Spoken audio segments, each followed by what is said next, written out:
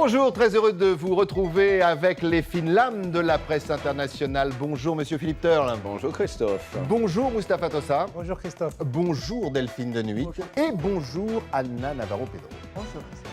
Eh bien, nous allons commencer par une image, celle d'une brève poignée de main républicaine, à défaut d'être chaleureuse entre François Hollande et Nicolas Sarkozy, une première depuis sa défaite en 2012, l'ex-président ayant toujours refusé les invitations protocolaires de l'Élysée. Quelques mots lâchés du bout des lèvres, un visage crispé, des maxillaires bloqués.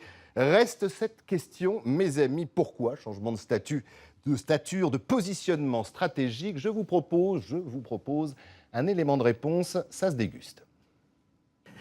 Puis-je rappeler, aimablement, républicainement parlant, du micro de RTL à François Hollande, Monsieur le Président, c'est vous le Président, ce n'est plus moi, pour l'instant. Puis-je rappeler, Delphine? Aimablement. Oui, il se tacle. Le but de Nicolas Sarkozy, c'est d'être à la hauteur de dire très clairement qu'il est à la hauteur de François Hollande et non pas de Manuel Valls. Donc, dans la compétition, son ennemi, c'est Hollande et non pas Valls, auquel on le relègue assez fréquemment. Donc, le tacle, là, est assez amical et assez humoristique. C'est Alors, pas mal. cette poignée de main, on l'a vu, la poignée de main. le visage quand même de Nicolas Sarkozy, très crispé, bien évidemment. Alors, cette présence, après 2 ans d'absence, c'est quoi? C'est je reviens, je suis le leader de la droite? Je reviens dans la course, je suis là. Maintenant, je me demande si en termes d'image, c'est pas un peu malheureux parce que justement, à un moment donné, à un mois des régionales où le FN caracole en tête, on est un petit peu tenté de dire Mais justement, l'UMPS. c'est les régionales qui font faire tout cela. Voilà. C'est un soir crispé. La t'as pas envie, crispation, mais il faut, justement- Parce que sur le terrain, on nous demande de préserver toutes les hypothèses pour le deuxième tour. Donc voilà, c'est essentiellement ça. Moi, je crois de toute façon, est-ce que Nicolas Sarkozy avait le luxe de refuser une telle invitation? Et quel aurait été... Il l'a refusé Il 2 l'a fois. refusé. Il a déjà cette fois-ci. Oui, cette fois-ci. Et donc le luxe de refuser cette invitation dans un contexte politique où on a le Front National Et après, à la vous porte. avez raison, et après une semaine, on en a parlé la semaine dernière d'ailleurs, où il y a eu une offensive de retour de Nicolas Sarkozy. Alors moi, ce qui m'a beaucoup intéressé, pas la présence de Nicolas Sarkozy en tant que tel, on peut dire que les pratiques républicaines veulent, dans les célébrations nationales, que la plupart des personnalités politiques soient présentes. Moi, ce qui m'a intéressé, c'est François Hollande qui sort de la voiture et qui trace toute la place de l'Étoile et qui va vers Nicolas Sarkozy et il est le seul à qui il serre la main. Tous les autres, il ne leur serre pas la main. C'est lui à qui il serre la main.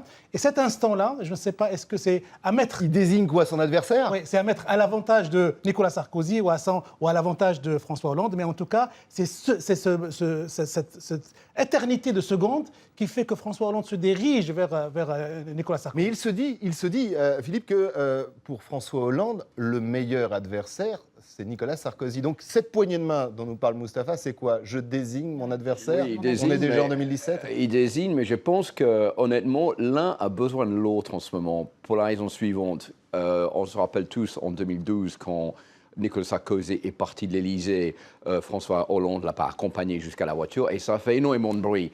Bon, disons, c'est pas acceptable qu'un nouveau président de la République n'accompagne pas son prédécesseur à sa voiture, parce qu'il présente tous les Français, y compris l'ancien président de la République. Donc, c'est une façon de remédier à cette situation, d'aller serrer la main directement à Nicolas Sarkozy devant tout le monde pour dire, ben voilà, je suis le président de la République, mais je suis quelqu'un qui fait une avancée vers Nicolas Sarkozy pour lui montrer, Magnanime. voilà, que je suis évidemment de côté, je suis son président, mais il fait partie des Français.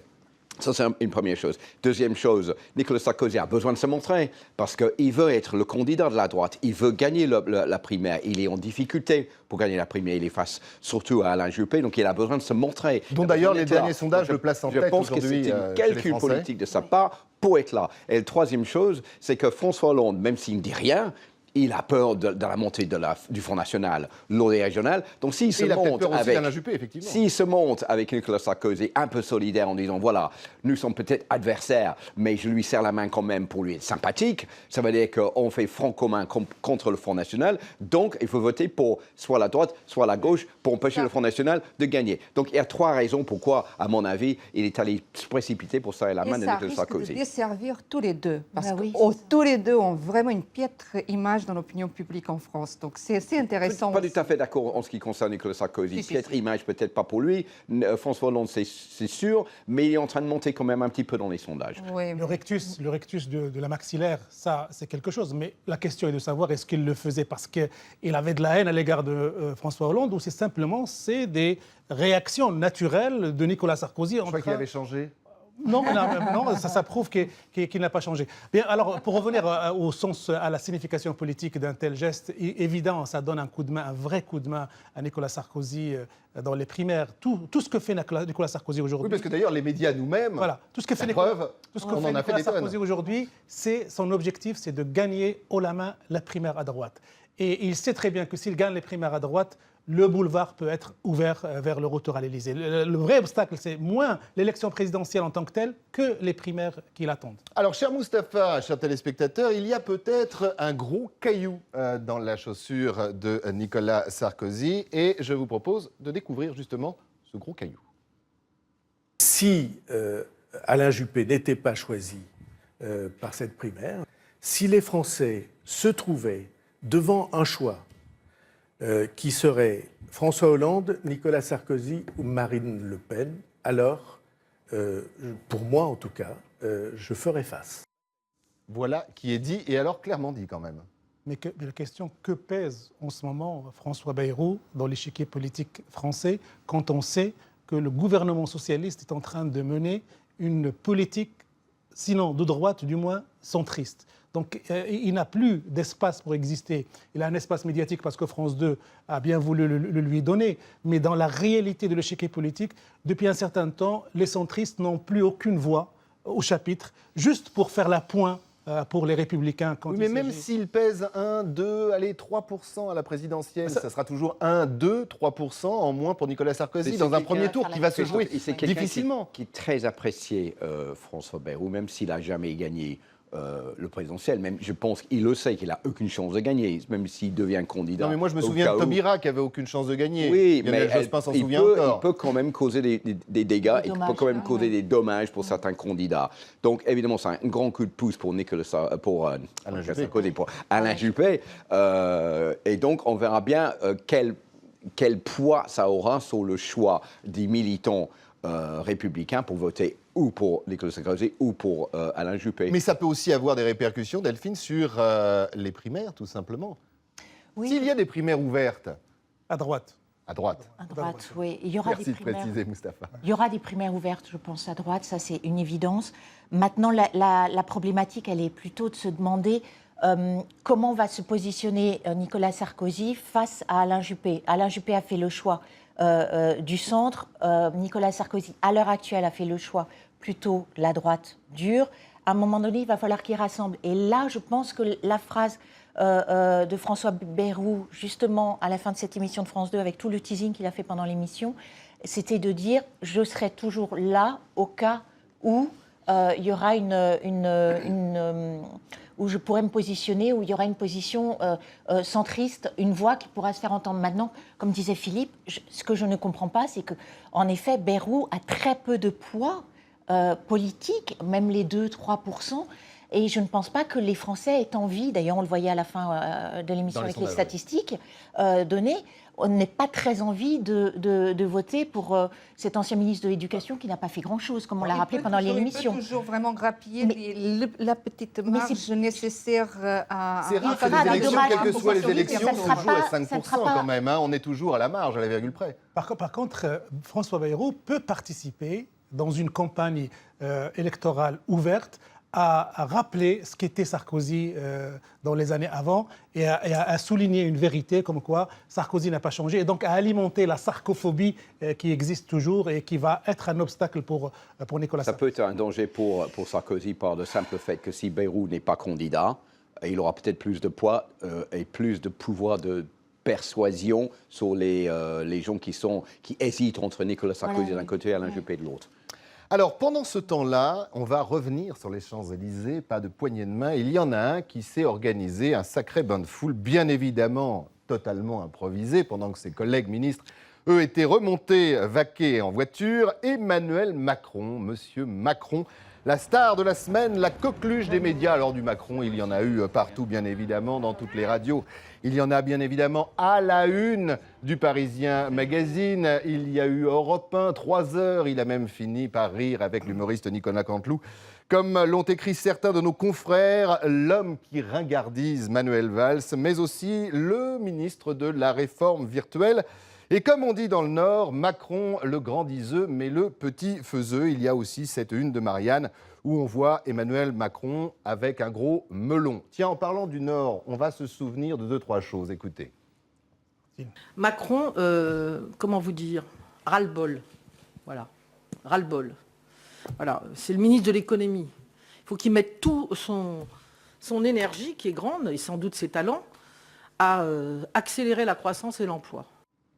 Alors Macron-Valls, Valls-Macron, notre l'ex-préféré, ou le nouveau préféré, forcément il y a des rivalités. Eh bien non mes amis, il n'y a pas de rivalité, il faut l'écouter. Voilà la version officielle.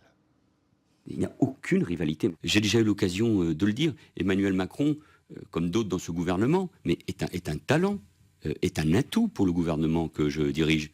Par sa compétence, par son engagement, par son dynamisme, par sa capacité aussi à porter et à mener des réformes. Continue. Oui, continue. Vas-y Emmanuel, ne te laisse pas impressionner, continue et réformons ensemble. Continue et réformons ensemble. Et le sous-titrage de ce que dit Valls à Europe 1, c'est que Macron, c'est un bébé Valls. Il ne dit que ce que moi j'ai envie qu'il dise. C'est ça en fait ce qui était dans le... Il n'y a pas de contradiction entre les deux. Alors maintenant, autour de la personnalité de Valls, on a l'impression qu'il y a une volonté artificielle de créer un personnage qui s'appelle Macron. On le gonfle, on en parlait avant l'émission, à coup d'émissions, à coup de couverture, à coup d'opérations médiatiques, celle des Champs-Élysées était organisée, était bien... C'est bon qu'on puisse dire. Oui. Donc on peut le créer. Alors pour moi... Oui, mais on peut le créer, il faut quand même un produit de base. Oui, le produit de base, c'est quand même la liberté incroyable d'Emmanuel Macron. La liberté incroyable parce qu'il remplit un vide.